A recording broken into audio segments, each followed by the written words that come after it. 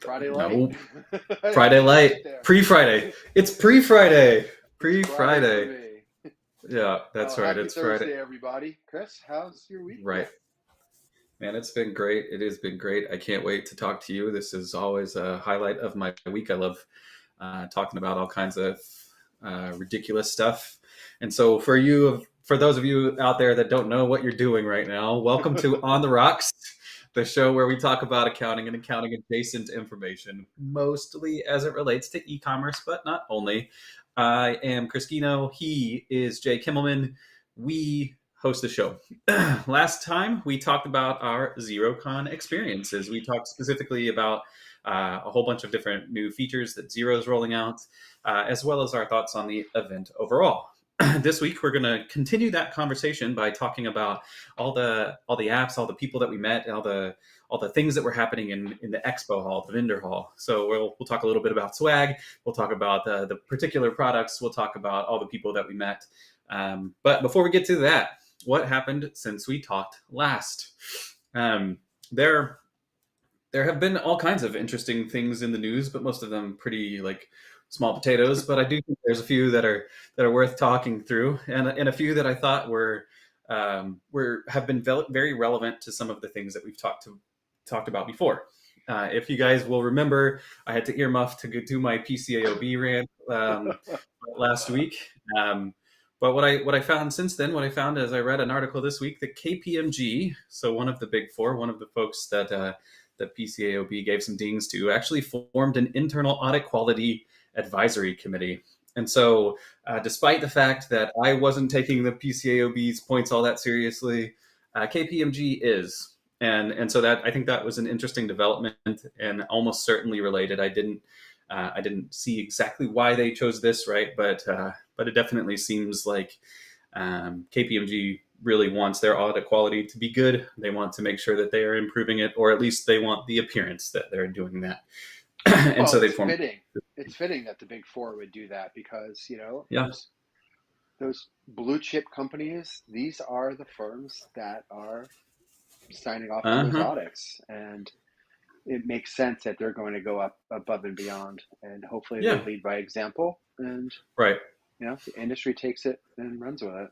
Right. Yeah. No. And that's how I felt about the big four for a long time. They are typically the first adopters on things, and because of that, once they start to do it, then everybody's like, well, they're doing it, we got to do it too.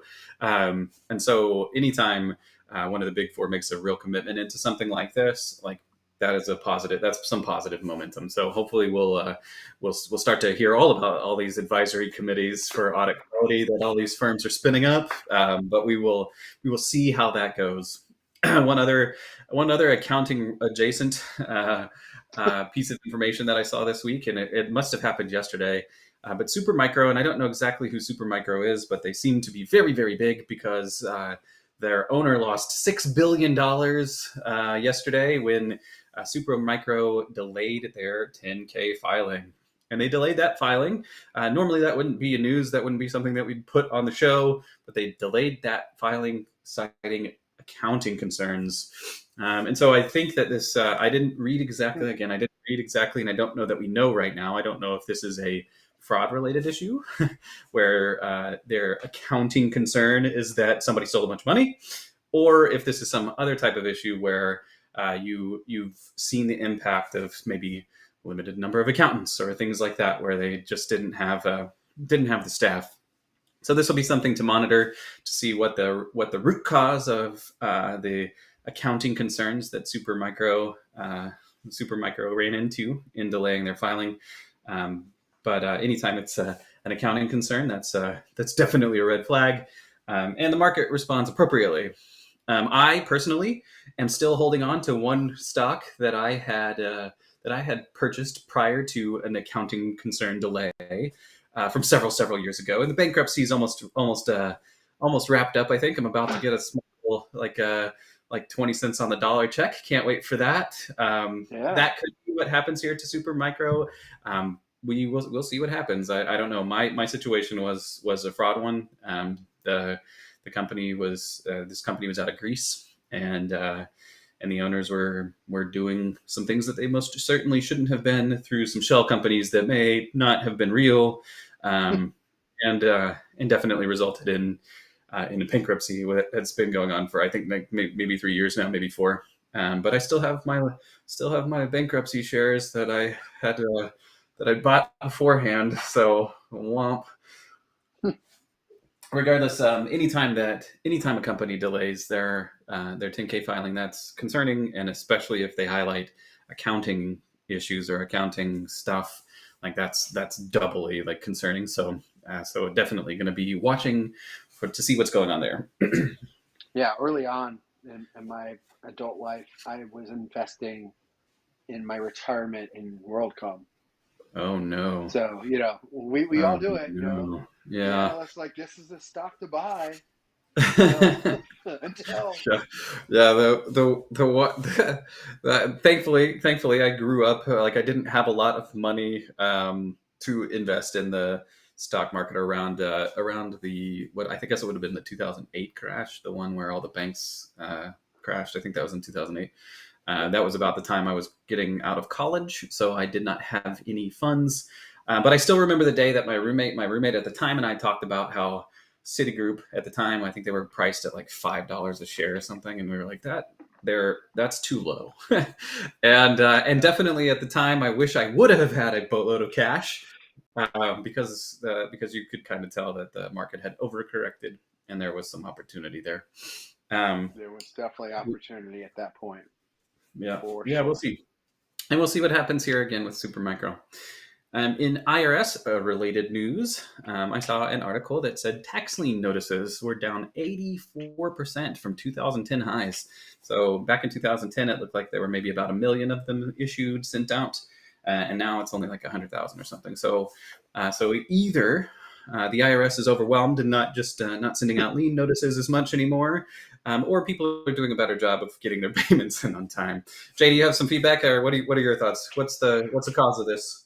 Well, I think if you look at that time period, you were mentioning the 2008 crash.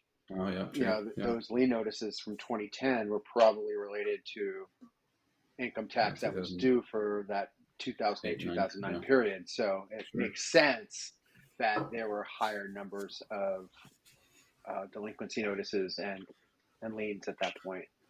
But Yeah, I, I mean, companies go out of business. They stop sending notices. Or do yeah, they? I mean, their systems. Sometimes they send out lien notices when they're not even due. right. So Yeah, and funny thing, I got a yep, tax issue resolved today. I was on with an IRS agent this morning after yeah. a excruciatingly long hold yesterday that never got answered. But they Oh, told me that a penalty was going to be removed from the account in the future. So great. it's like they process it, but they can't. Well, they input it, Undo it. but it won't be processed for a week and a half. I know Interesting. they, I know they predate notes and letters because Mm. they hit the mailbox the day they are dated, but I didn't Oh, know they predate and penalties. whatever they're doing on the penalty waivers. So thankfully it got waived and it should have been, but yeah, just Do you interesting.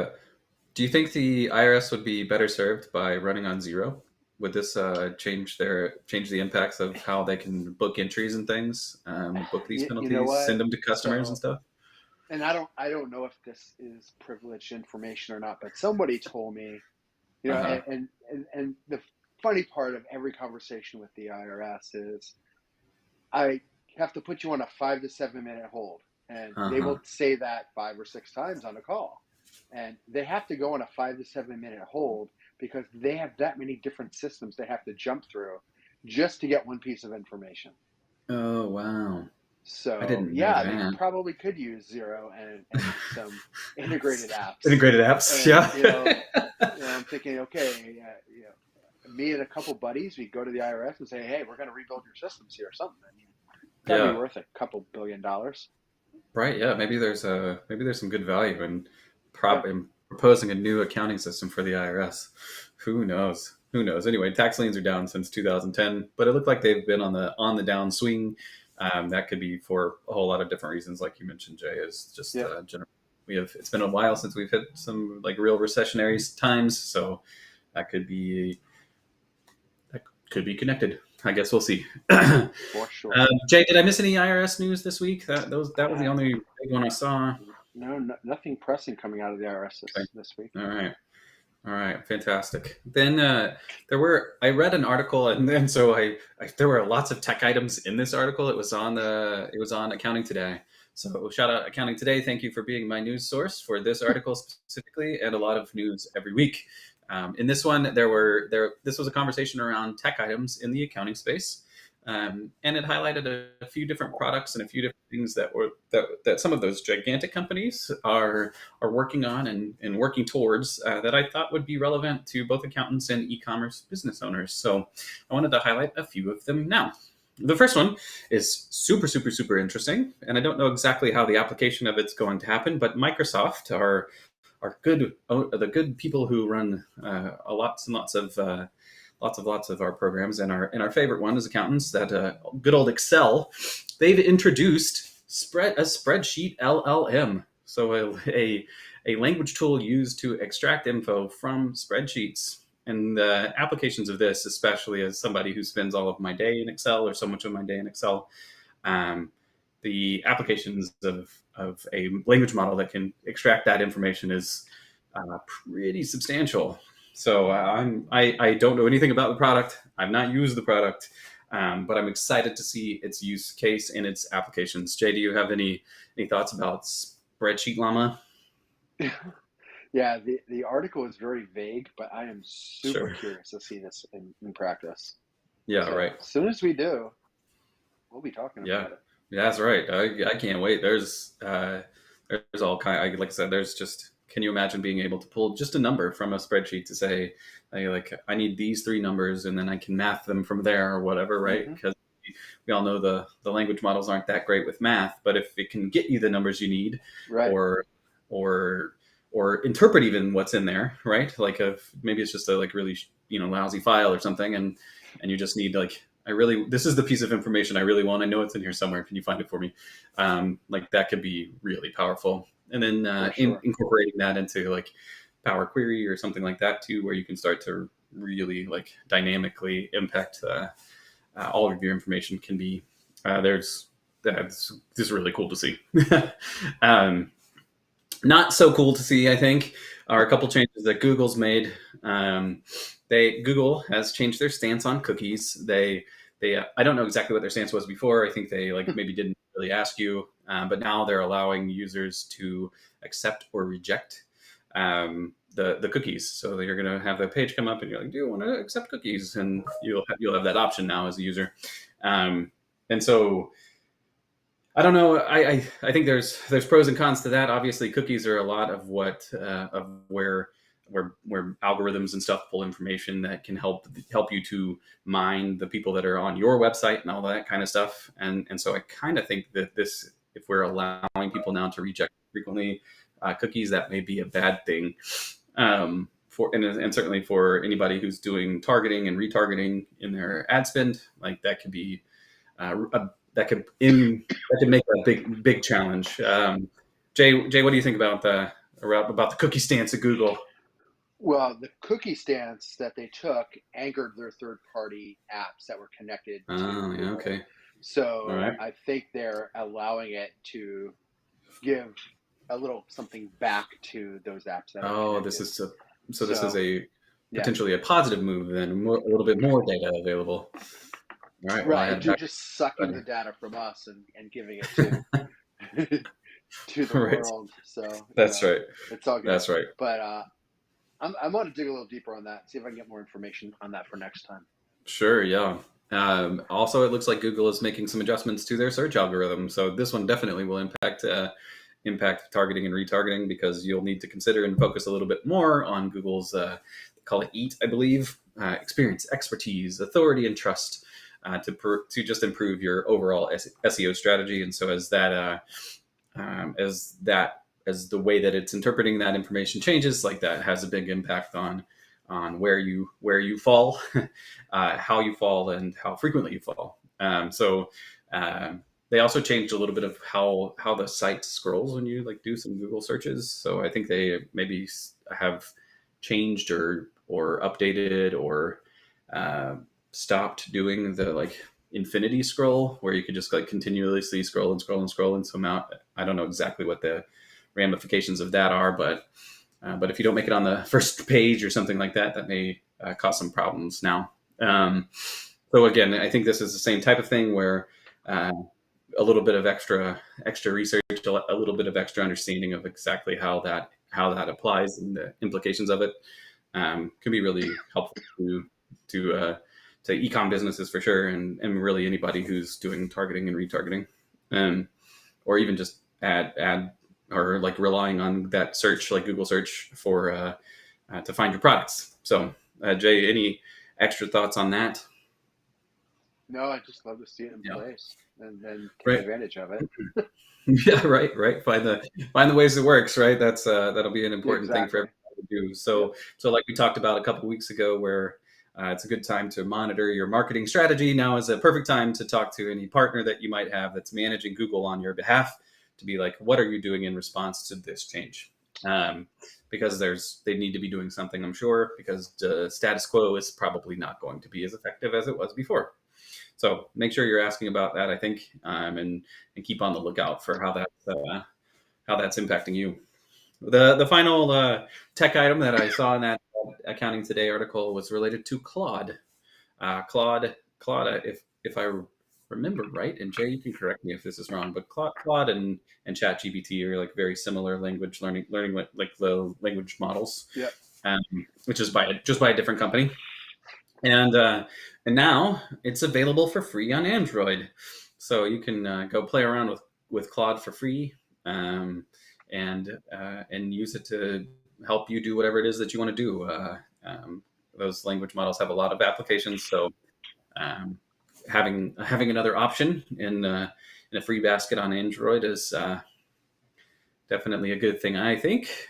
Jay, I know we talked a little bit earlier. I think you've done some experimenting with Claude. Is that right? Yeah, actually, Claude is my favorite of the apps to use. Yeah. Was yesterday. I actually was working on a Airtable script and typed out my prompt, put it in, and I had one correction to make. And wow, yeah. boom, worked beautifully. Love it. Yeah. And not only does it spit out the code and allow you to copy it, it gives you a narrative on how to apply it and things to look for, and make sure you set these and it was really, really cool, easy to use. Yeah. So if you've never seen Claude, it's now free on Android. So go at least dab your toe in it if you like those types of things. If you enjoy those the language models, make sure to give Claude a try. Like Jason with his favorite, so it might be yours too. Additional other news, it is back to school time. As we talked about last week, Jay's daughter went to college for the first time. That's back to school. So if you're in the back to school space, it's probably too late actually, but like, hey, big things are happening. Like, make sure you know that this is going on. Make sure you're trying your best to take advantage of it over these next couple weeks as kids go back to school. Again, you've probably planned for this. I'm telling you, I'm preaching to the choir here. You're probably already well aware that, hey, this is the time frame where our business is going to jump from and really, really have that spike season. But in case you have forgotten for some reason, just a reminder, it's time. One other interesting thing that I read, an article that I read, there was a news study, and again, this is another one of those things that's really relevant to something that we've talked about recently.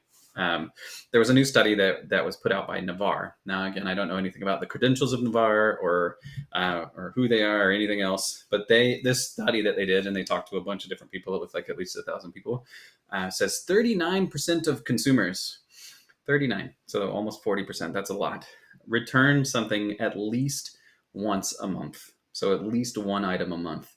40% of consumers, that's so many. And that cost that can be up to like $25 or $30 per return for companies. And so that it's another one of these examples where I talked about something last week, and then like a news article comes out the following week that's like, hey, here's some extra information that would have been really valuable to like incorporate in your conversation around this last week. Because when we talked about Amazon ditching the returns process for certain vendors, like this is why, this is exactly the reason, is there's lots of opportunity for people to do that, and it's so costly to do these returns up to $25 to $30 a return. That's a lot, right? And so I thought it was really interesting to have the thing that we talked about backed up by a study. So I thought that was great. One thing from that same study that I thought was a little bit more interesting, and something that I personally have never done. So I'm in the minority, which is not what I would have expected, but 52% of the survey respondents said they've done at least one fake return in their life at some point in time. So a return of something that they didn't even buy, I guess. I don't, What? I know. Yeah, right. And so that does make me doubt like the survey results to some degree, but because I don't even know what that means. Like you're just returning So, something. so I read that and I'm like, okay, is that the vendors or the customers doing that? It was the Because it makes customers. sense for the company to return something themselves and follow it through the process and make sure, look for, issues in their return process. But that's ridiculous. It's Yeah, like, maybe I read the article wrong, Jay, but the way that I read it was consumers that were ah, polled had done fake returns, and I was like, I'm yeah, sorry, it's what? That's so believable. many, But I unbelievable. mean, so Maybe. it was before Abby left. So one day last All week, right. we Yeah. loaded her up. She had like 8 different returns for Amazon Mm. and one Hmm. for Sheen. All right. Yeah. There you go. And it was really interesting. She couldn't. Well, she took the Sheen package back in the package it came, and Yeah. basically said, we'll take it to the UPS store, give them the QR code, they'll put a label on it. Yep. And the UPS store's like, yeah, no, it's got to come in a box. Well, they delivered it. This is how they delivered it. Why do I have to look at a box? And she's like just giving him giving it to him. I'm like, kid, just walk away. Yeah. Go find a box. We'll find a Don't buy box it. somewhere. But This is yeah, definitely a life lesson for Abby. Actually, is just like always keep a stash of boxes if you know you have a potential return. I do this in my garage. I before because our trash and recycle runs once a week, and so before I do the trash and recycle, before I do the recycle, I always ask my wife, "Got any returns going out in the next couple weeks? Like I need to know yeah, before I trash these boxes that they all came in." yeah. And I know We did that actually, yesterday. yeah, I But now we're also shipping things to her at college. So it's oh like, yeah. okay, now we got to keep a couple extra boxes around. But Hmm. neither here nor there. Yeah, But you know, I want to go back to that school time thing. Yeah, sure, school yeah. started, but they moved into their dorm room. They're finding things they need. Like Yeah, that's a good just point. order on Amazon. Just order it from wherever.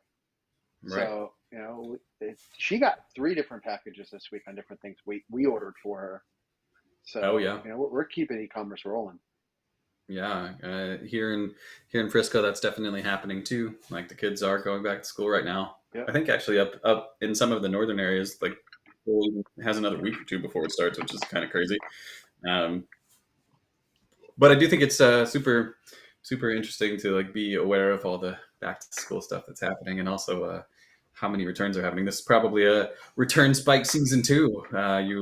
You buy 3 different kinds of, you buy a whatever, like a shower curtain for your new apartment or something, right? 3 different kinds, see what they look like, and you send 2 of them back. Right. um, and I know that that's actually, as we were talking about it, I hadn't really thought about this before. I don't buy that much stuff online personally, or I just don't buy that much stuff. And so I don't have that many returns. But my wife, like, we're returning stuff for her a lot, and in fact, this happened just like this week. We have a wedding that we're going to in about a month or so, a couple weeks now. And she had to get a new dress and make sure it was a good dress, and so we have like 4 or 5 that she was trying on, but we're not keeping them all. So Right. we're going to be contributing to the return situation through that process for sure. um, And and I always go back to Amazon because it's probably the largest marketplace. But You Right. know, their selling proposition is free returns, easy Hmm. returns. So, Right. just buy it, try it. You don't like it, send it back. And, That's right. when returns cost $25 to $30, are they going to, look at shifting that, Yeah, making a maybe. change? And their third party sellers that are on the platform don't have a say in that. Yeah, you can't change You Amazon's just, policy on you returns. just It's not, got to go it's with their it. thing, Exactly. right? Yeah, Yep. exactly. Speaking of our friends at Amazon, they have recently launched a new annual grocery subscription plan. So they did like a monthly one previously, um, but I guess that was successful or has started to be successful because they were like, you know what, how that's going so well, we're just going to let people get in even more for a whole year instead of paying over time. Um, and so I thought that that was really interesting because we buy stuff like our dog food and like dish soap and diapers for the baby, like all that kind of stuff, like are on Amazon subscriptions, but those aren't really grocery related items. And so it is really interesting to see that they've also introduced this grocery subscription plan. And so I don't know how much flexibility that gives you, right? Like if you have to get the same Chef Boyardee SpaghettiOs or whatever, like every third week or whatnot. But like, um, I do think it's interesting to see that they're building out this model. And especially since they bought Whole Foods back before, I think you can even pick the things up in different spots, right? You can have them delivered to you, or you can go to the Yep. grocery and pick them up while you're there. So so it'll be interesting to see how that goes with Amazon and how their new subscription plan goes and whether they keep doing that. Jay, is that something that would ever be appealing to you? Would you ever want like a grocery subscription plan? Well, it looks like it's specifically for delivery to allow you Oh, delivery of your groceries. And is I'm that like, right? I've used Amazon and purchased through Whole Foods and Amazon Yeah, Fresh before, and as long right. as it was over $35, I didn't pay a fee. But it looks like now they're going to put a annual subscription on that. So Yeah, interesting, another way to earn membership revenue. right. Yeah, I didn't realize it was only around delivery. That's not as Yeah. fun. Well, Oh, well. it would be great. I mean, hey, okay, you're signing up for $100 a month, and this Yeah, I is think what it's you only can like a hundred get. dollars for a year. Yeah. Oh, yeah. Like if you could Well, get like a whole box. right. Yeah, yeah. Like And yeah, then you okay. turn around, you get the Chef Boyardee, that the crushed cans and stuff. Yeah. Yeah, that's hopefully Amazon wouldn't do that to us, but maybe they would. I wouldn't put anything past it, Yeah. our friends at That'd Amazon be for sure. funny. Yeah, right. I didn't realize it was just delivery. That's not as fun a Yeah, story, I but quickly Googled that, and sorry for, yeah, no, that's okay. I'll, No, I'll I'd go rather back and reread you that the article, but facts. All good. All good. One thing yeah. that I know is true, I know this one is true, is Etsy, which is another platform mostly for people who are making their own types of things. But they've updated their search stuff to favor low cost shipping alternatives, which I thought was really interesting as well. Um, and especially in an environment where shipping is expensive broadly. Like I'm not sure exactly what that means. Like or is this going to change the pricing structure of things where now people are going to just charge you more for the base product so that Mhm. their shipping is free, but their product's now like $10 more expensive because they're trying to compensate, or what is this really going to do to the Etsy marketplace? I thought that was an interesting thing and worth talking about. Yeah, as you're setting up your store, they're telling you that you get more sales, and we push more eyes at you if you Hmm. offer free shipping. And they Hmm. say just include it in your retail price. Yeah, So, and it doesn't benefit them. I mean, they're making the same money off the product regardless. So. yeah. No, it is interesting. And so I don't know if they've just done so much research that they're like, you know what, the thing that really drives purchasing is not the product itself; it's the free shipping or the low cost shipping, right? 99 cent shipping or something silly. Right. Like, is that just the thing that really stimulates somebody to pull the trigger, or have they done like a bunch of market research where it's that's the key thing that keeps people from making a purchase is, oh, I wanted to buy it for $25, but now I have to pay $10 to ship it, so I'm out altogether. Yep. Um, Like, is it that? I think it would be interesting and to talk to the people at Etsy to understand what it was that drove this decision. Because I do, I think like you, Jay, like all you're doing is changing the complexion of how the price is, not so much like much Right. else. Um, You're paying the exact same thing. It's just how it's broken down. Yeah, right. And maybe maybe that is a profit strategy. I don't know if Etsy gets paid at all based on your sales dollar volume, like if the shipping is a separate thing. I have no idea. Um, but definitely a thing that I thought was interesting, and I wonder if like other company. I mean, basically they're taking on the Amazon model, right? Like of hey, we're going to incentivize free shipping because that's all you're going to get. If you want to be at the top of the search list, the only way you can get there is by being free.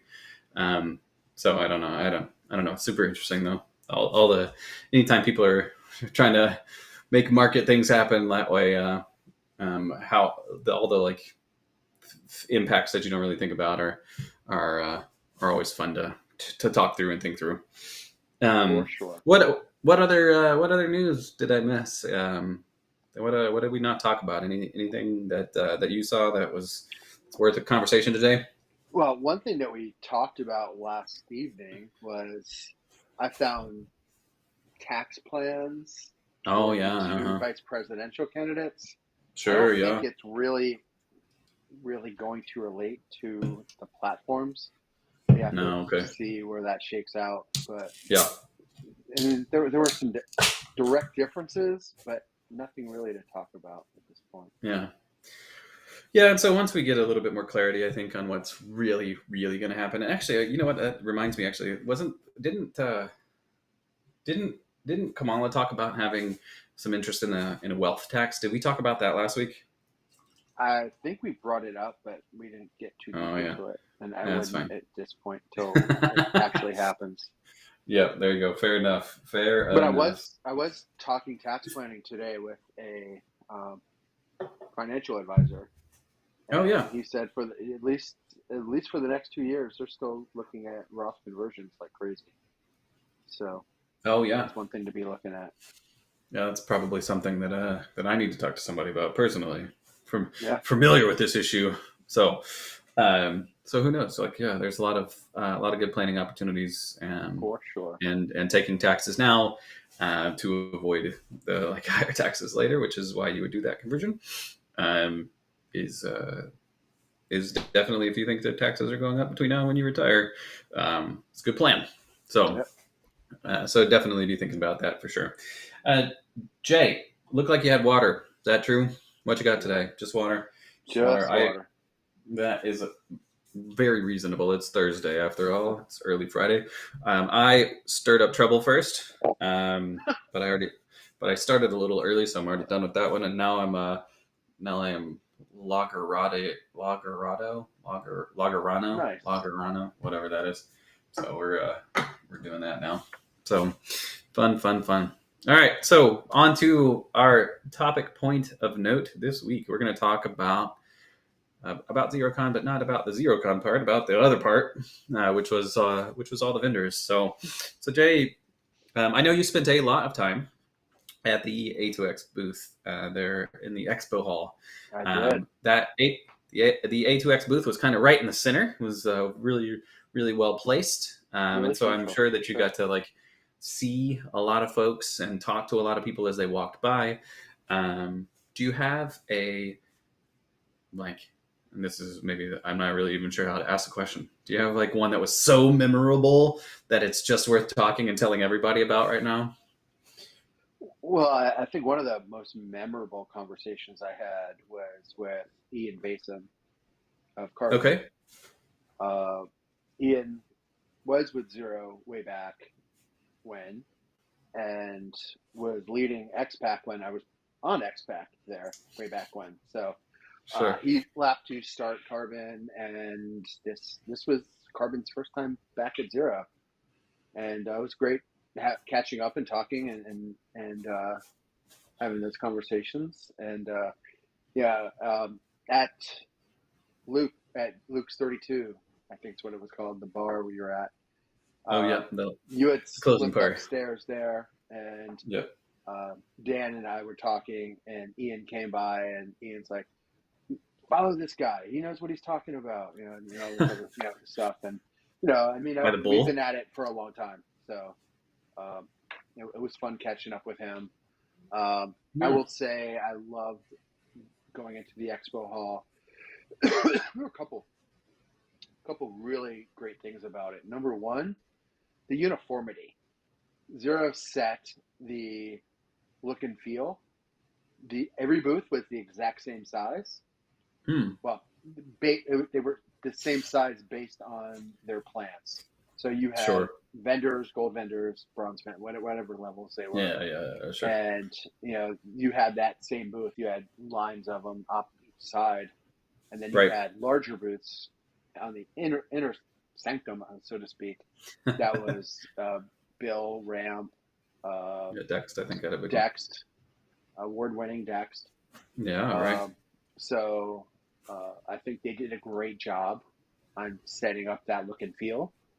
Right. And as you walked in, you had the Xerocon letters laid out, but off to the right side was the shop. That's where Zero Inventory Plus was hanging out. Yeah. And not only did they have the shop set up where you could play a game and win some swag, they had the Amazon truck behind it, which was really cool. True. And Yeah. it looked really, really good there. And Yeah. yeah, I think we talked about our swag last week that we got from Zero Inventory Plus. I know. And, I'm not even using it again today, which is really a there you mistake go. in retrospect because you had to Yeah. play the game and you had to win the game to get the swag.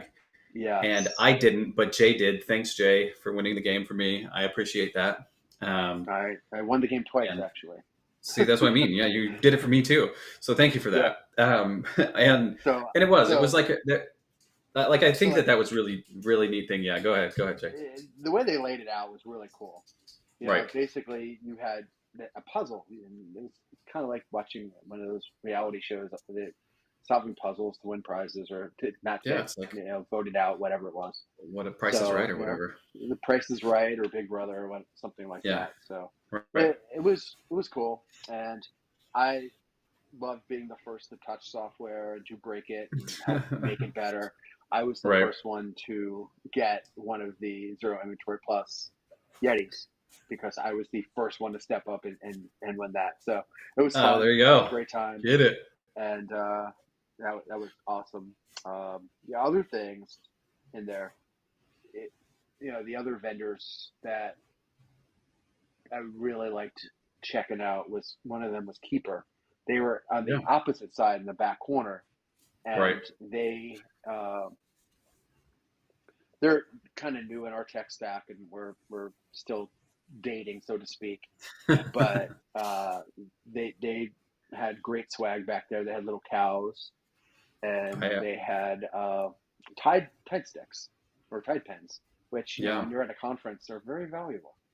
Yeah. And it is funny. It's funny that you mentioned this because I turned down the Tide stick, and I just this weekend regretted it because I spilled some coffee on my shorts, or I put I had the coffee cup with a little leakage, right? Set it on my pants and was like, oh man. And then I was like, you know what? I could have really used a Keeper Tide stick right now. You want to? So since we're talking about Keeper, do you want to talk about what they do at all? Like, do you want to? Can we highlight what it is that Keeper does? They don't do cows and Tide sticks. They don't do cows. They do close management and right and client portal and all that fun stuff. And it helps keep things organized, and thus the name Keeper, I guess. Right. But, I didn't. So I got to talk to Ben, who is the CEO. Ben, and I didn't really. This is another one of those conference things where you're just like, wait, what happened? I got to go there and talk to the CEO of this company. Right. It wasn't a thing that I was expecting. But he was talking through his products. Right. They talked about all of that same stuff. Right. Of your close management, your being this tool where you can do multiple things at the same time. And the tools that offer that functionality where you can do more than just one thing. So they're not just your financial reporting software, but they're also this thing, and they're not just your close software, right? You could just be close software, but when you're also closed software, and also like that's really powerful. And especially when you're open to feedback, which been like that was basically his pitch was like, hey man, we haven't made the perfect product, but we've made a really good product, and we're going to make it even better, and we're going to make it better with your feedback. And that was like what his pitch was, and I was like, this is amazing. Like uh, Yeah, meeting the folks that want to like do it better, and do it the way that you need it, like is great. for And Keeper sure. was definitely one of the ones that And I felt the most the about that. product is a byproduct of what Ben was needing when he was an accountant in the field. So, Yeah, it makes sense. He knows what we go through and he developed the tool for it. Now, right. these all-in-one practice tools, Yeah, there aren't many of them that will fit every need. And right. No, does Keeper fit every need? No, but it hits a lot of the boxes that we need. right. And Yeah, those things that it doesn't, well, there's best of breed out there for that as well.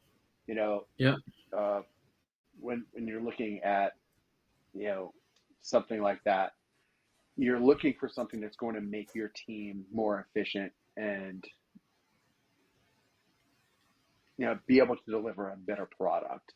yeah. So Right. it does that. Absolutely. It does exactly that. And it gives you Yeah, everything, a nice dashboard to see where you are with your closes and other things like that. So, you know what? yeah, We're rolling through it, and I can't wait to see where we go with the next step. Now, they are yeah. investing in that product, and Ben knows all of that. But I just found out today they hired a product manager that's actually now Oh, stepping in between Ben and that to handle it. So, they're great. they're only gonna grow. So Yeah, no, that's great. One of the things that I thought was really neat there, was along the back wall. The During the middle of the day, Zero had set it up for some of these vendors, some of these apps to like show you a little bit about the product. They did three of them at the same time, and they did them like one, two, three back to back. So you did like three at once, then another three, then another three. And so yep. you could actually, if there was a company that you weren't like all that familiar with, like you could go see and listen to a conversation about what it was that they were offering and what it was that they do and what makes their product unique. So not only could you go talk to them and chat them up at the booth, but you could also like literally watch or listen to someone talk about like, here's our pitch. Like if you didn't get to come see us, like you can see us now. You can see what we're doing. You can literally see like how this product works and why it can be valuable to you. And so that was a really fun idea. Like I don't know if you had to pay like $1 million to like be able to make it on the back wall. Like maybe it was really expensive, but at the same time it was great for someone like me who was still learning about all the products. And so it was really really enjoyable to do that. And they did the same style they did the other presentations that were done down That's in right. the expo hall. So Yeah. they had three stages set up, and each of the audiences had earphones that would only play that signal. And I guess you could switch them between the three. They were color coded, and I think Yeah. the tech demos were exactly the same, which was really cool way of doing that. Yeah. No, I thought that was really neat there. Um, it makes it much more intimate too, because you're listening to someone while you're just standing there, right? And so you can see their mouth moving and you can hear them right like in your ears, and so it's very like it's like a whispering in your ear. It's very like very intimate that way. Yeah, it was The really funny though when you were presenting. So the day before, we all went through a tech check, and they're like, "All right, Yeah. so everybody's going to be wearing headphones. So if you hear something from another session or somebody else, and they're clapping or something, just disregard it because nobody's going to hear any of that." It's like, okay, I'll try to remember that. But Yeah. it really was cool the way they did it. No, yeah. Yeah, I thought that was a very interesting presentation. It was a very good use of space, Oh yeah. which I thought was a great plan. What Jay? We talked about cows. We talked about we talked about white white pins or whatever, right? Like, did you have a favorite thing that you picked up Like, was there somebody out there that had this just the absolute best swag? The Rubik's Cube. That's an That inventory zero plus branded Rubik's Cube Rubik's right Cube. there. Yeah. I do not know why that camera's not picking up the colors. So weird.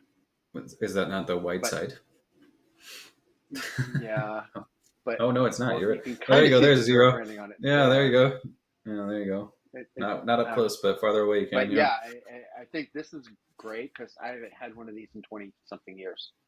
But ultimately, everybody was out there with some of the best swag that they could give you, Yeah. and I came home with 4 or 5 different cups, mugs, whatever you want to call them. Sure. Uh, Yeah. no T-shirts, Oh notepads, yeah. some really good, interesting notepads, Yeah. leather-bound books. They were really cool. Yeah.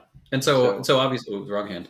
So I picked up an A2X block from Appventory, which is a really cool little place where you can go like view all the different apps available and all of that kind of stuff through connections and those types of things. So Appventory, I got Appventory's A2X blocks. I got 2 of them actually. There's another one somewhere else. Whatever, I don't know where it is. It's over there somewhere. There it is.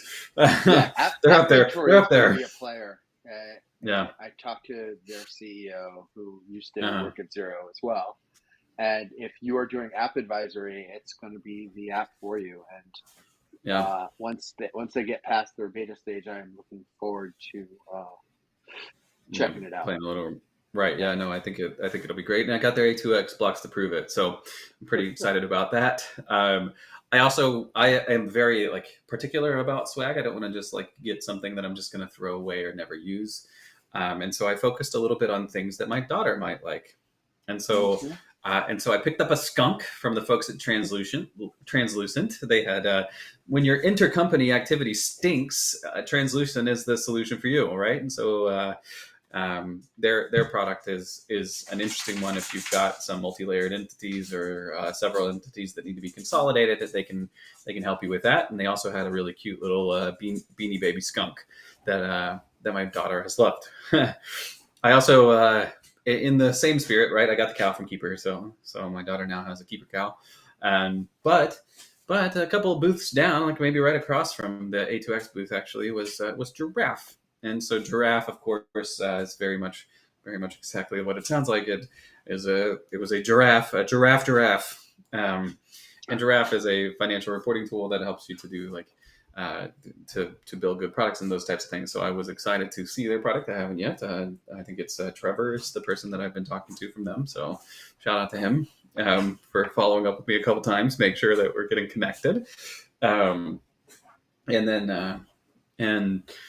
And so those things were fun, right? And so Jay, unlike you, I did pick up a T-shirt, and I did it from a person who reminds me very much of Ben, like you were talking about, and that's Fadi at Clockwork. And Clockwork and Giraffe, they're probably competitors. So they do both. They both do financial reporting support, right? And Fadi created his company Clockwork in the same way as Ben, right? He was like, you know what, I just don't really like a lot of the apps that are out there right now. I want to create one that's better. And that's exactly what Fadi has tried to do. And so I saw his product there, right? This was the first time I'd ever even heard of Clockwork. I actually ran into Fadi the first night that I was there when we were at the Ignition. It was actually even after Ignition, so a later party. And I saw his shirt, and his shirt was super interesting because it's like I'll try and wear it next week maybe the Clockwork shirt. It's Clockwork purple, and but it's just very interesting because it's got like lots of dots and stuff on the front in the shape of a clock, and then it says Clockwork right in the middle. And Fadi was wearing that, and I didn't know what Clockwork was, but I knew it was something related to accounting. So I asked Fadi, like, "Hey, what's Clockwork?" And he was like, "Dude, we don't have time for this right now. Come see me tomorrow." And maybe I did that the opposite direction of like, you know what? Actually, Fadi, I know I asked you about this right now, but this is not the time for this. I'll come see you tomorrow. Yeah. And so when I did, I got a purple T-shirt from Fadi and the team there. And I'm really looking forward that we've got a meeting scheduled in the future here to catch up about their product and get a little bit deeper in with what exactly they do and how effective they can be. But anytime someone is building a solution because they like felt like the solutions that were available just weren't meeting the needs that they had, like it's that solution is obviously one that's like really well thought through, and that makes it a super intriguing. And so I really am looking forward to talking to Fadi in a few weeks to talk a little bit more about Clockwork and the solutions that they're providing. So I can't wait to hear looking forward about to that. Yeah. Yeah, for sure. Any other app related stories that you want to talk about today, Jay? Not that I can think of. Although I did talk to Rachel from Dex today. Oh, yeah. On Zero Limits. And, well, actually, we did not talk about all the award winners. So, Oh, yeah. Zero brought their U.S. awards back this year. Or well, U.S. awards, period. U.S. and Canada. Yeah. And there were small business app awards for U.S. and Canada. And Dex won the U.S. small business app. And Woo. what is that? I just thinking of it. I can't remember Countable. the app real quick. Countable. Yes. Countable won the Canada small business app of the year. And it was interesting watching that because you and I were sitting outside along their booth all Thursday afternoon working, and they were just cheerful and going at it, and yeah, there they were at the end of the day and winning your award, and they were just smiles. It was amazing watching them. Yeah. And then the partner app of the year, the U.S. award went to Sift, which is one of the apps I told Chris to check out. They have an amazing advisory dashboard. And the Canadian winner was A2X. So congratulations to all of those folks. All of those folks, exactly. Yeah. And can't wait to see what you come up with next year. And it was fun. It was a great event, and it's time to move on. Start thinking about next year. Yeah, right. And so if you haven't already, if you went to Xerocon, make sure you're following up with the people who are probably following up with you to say like, hey, can we connect like you wanted to when we talked in the exhibit hall, right? And if you haven't connected with those people, like feel free to reach out to us. I mean, I'm sure we're glad to connect you to whomever it might be that we talked about today. For sure. And more, right? We sat next to the folks at Fathom for so long.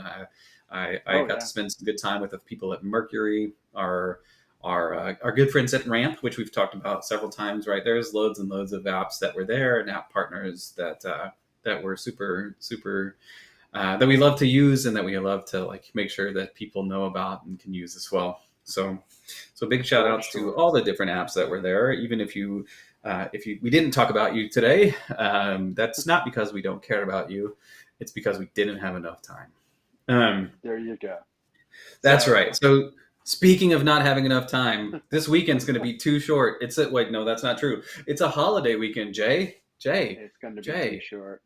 It is going to be too short. Yeah. I'm getting on an airplane tomorrow and getting on an airplane on Monday. It's going to be way too short. So that feels right. Positive thoughts, everybody. No problems flying.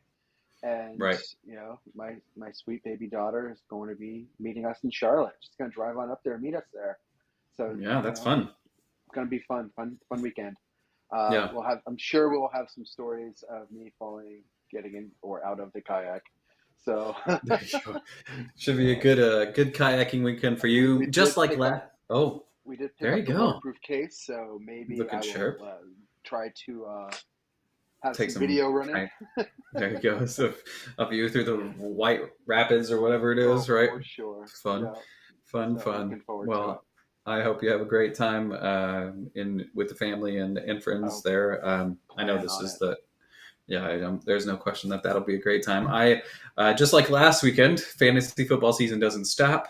I am in a few different fantasy football leagues, and so I have 3 separate drafts that happen this weekend. One with some guys that I know more personally. One with folks from Tax Twitter, and then one one with some family members. So so it should be a good weekend of fantasy football drafts and loading up on different players. Hopefully my teams will be competitive this year. We'll see how that goes. It's always a No, crapshoot. it is always a crapshoot. Yeah. If you don't already, or if you haven't really thought of it already, Labor Day is on Monday, so enjoy the holiday. Take some time to reflect a little bit on on how working really hard has resulted in a holiday, and being laborious is good for you, right? And then and spend it with the people that you care about, right?